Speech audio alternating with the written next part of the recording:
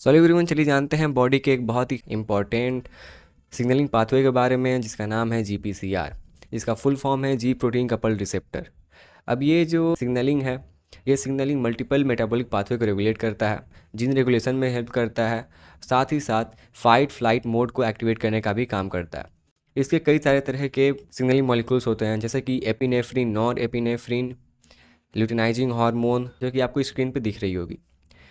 अगर मैं इसके कैरेक्टरिस्टिक्स की बात करूं तो ये 7 ट्रांस मेम्ब्रेन डोमेन को कैरी करता है, जिसका एन टर्मिनस एक्स्ट्रासेलुलर मैट्रिक्स की तरफ रहता है और वहीं पर जो सी टर्मिनस है वो साइटोसोल रीजन में होता है। जब कोई मॉलिक्यूल यानी कि सिग्नल मॉलिक्यूल इस सीपीसीआर से बाइंड करता है, यानी कि ईसीएम के साइड की तरफ, तब उसके बाद इसमें सेलुलर रिस्पॉन्स आता है। होता क्या है, तो सी टर्मिनस पे अल्फ़ा बीटा गामा प्रोटीन जुड़े रहते हैं। अब इस अल्फ़ा प्रोटीन से जुड़ा रहता है जीटीपी।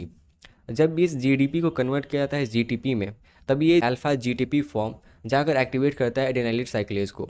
अब जब एडेनाइलेट साइक्लेज एक्टिवेट होता है तो ये सीएएमपी का फॉर्मेशन करता है, यानी कि साइक्लिक एडेनोसिन मोनोफॉस्फेट का। अब इस साइक्लिक एडेनोसिन मोनोफॉस्फेट है, ये एटीपी के वजह से बनता है, यानी कि एटीपी को ही सीएएमपी में कन्वर्ट किया जाता है।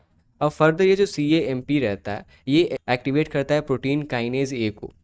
अब जो भी सिग्नल इस जीपीसीआर रिसेप्टर से बाइंड रहता है, उसके अकॉर्डिंग ये जो प्रोटीन काइनेज सी है, फर्दर इफेक्टर प्रोटीन्स को एक्टिवेट करते हैं और इस तरह से कुछ सेलुलर रिस्पॉन्स आती है।